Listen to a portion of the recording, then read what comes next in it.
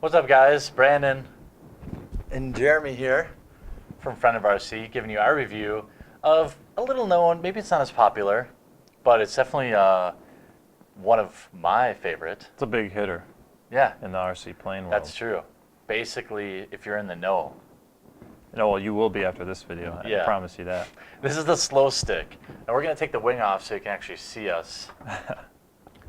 Put that aside. And we're going to jump right in with the technical because I don't know anything about planes, really. So now that we got the wing off, this doesn't look like much of a plane. I get the tail in there for you guys. There you go. That's all there is to it, and that's the beauty of a stick plane. No crazy fuselage to install electronics into, nothing to break and make look, nasty later. It's all about simplicity, all about function, and very little form. But where the slo-stick gets its credit is the wing loading. When I say wing loading, it means how much wing do you have compared to how much weight are you carrying. And you saw how big that wing was. This thing weighs nothing without it. So what you get is a plane that flies just spectacularly. Yeah. Really good slow speed characteristics. Of course, it's a slo-stick. It'll take some wind, but it carry a lot of weight. You can carry cameras with these. They're just really, really nice planes and very cheap to set up. Yeah, what we have on here, I think, is what the E-flite Park 400, 920 kV outrunner, simple Spectrum receiver, and that's about it. I mean, you've got your servos on there. I think we have HS55s. Yeah, I mean, all in, you're probably maybe 120. Yeah, if you got a radio already, that's all you're going to need. If you need everything, excuse me, you won't spend more than $250 to get it all set up. Yeah, and this is a great beginner plane. This is before Brandon and I really knew each other. I think this is one he was telling me, hey, if you want to get into flying, this is what I recommend. It was either this or the Cub, I think. Right. And this is actually mine. Your first plane, if I remember correctly. Yeah, I can't remember. Did I have the T-28? Your second plane, yeah. Yeah, I bought the T-28, realized that was too difficult for me to jump in. Got this, and it actually took me like a year before I actually flew it. And Brandon buddy boxed me and saved my ass more than once. Not that much. He was fine.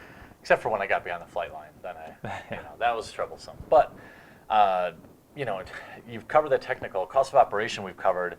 There is none. I mean, you have these little propellers which you'll have to replace now and again when you crash. $2. Yeah, and everything else is you're gonna have to. I mean, the beauty of this thing is if you lose power or something like that, you just glide down. Yeah. I mean, you just got to stay calm, and you're really not gonna break much. And if you do break, I mean, if we show you the tail here, you can see we got a nice bend in it and crack it. It doesn't matter, it's just foam. Yeah, it doesn't look as nice, but it keeps flying.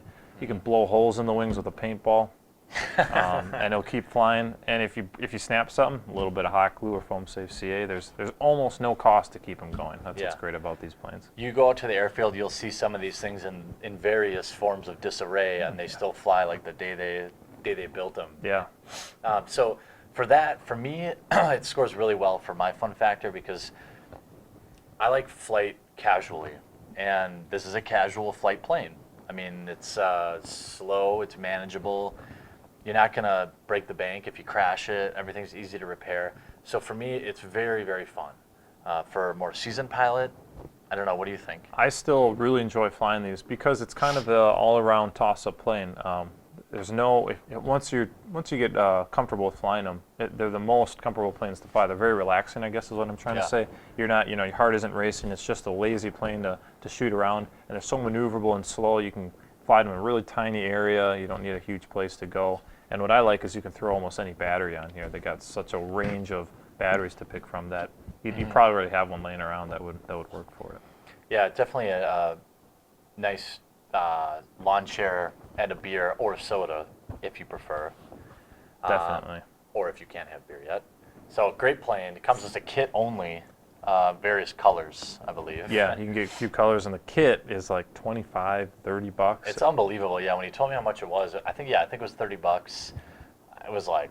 We say kit, that means just the airframe. You're not getting any electronics. But as far as plane kits go, that's pretty cheap. And yeah. It's a proven frame. It flies really well. And it performs just as well. For what it is, it performs great. And if I could go back, I would absolutely buy the slo-stick again. Yeah, same here. I mean, I've owned a few of them in my time, different versions, tried different setups on them, used them for aerial photography and whatnot.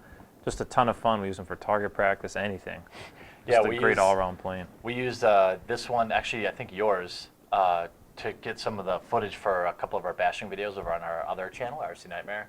And I believe we did, maybe somebody tried to light off some Chinese lanterns, and maybe somebody tried to take them out of the sky with this thing. So the fun is really, you can do just about anything with this thing, and as long as it's a low wind day, there's no more relaxing thing just to fly around with this. You keep your, you guys who love your EDF jets, you can keep them. For me, the slo-stick is, and planes like it are good. Even the Power Glider, like the Radeon Pro, that was pretty boss. It's kind of a chuck it in the back seat. Don't really have to care too much about handling it and all that. It's just do you want to fly today? Yeah, throw it in the back seat and go, and no worries. No worries if you bash it up. It's not a plane that you drive into the ground that you're going to shed a tear over. It's just, oh, do I have my glue with me? Great, let's fly again.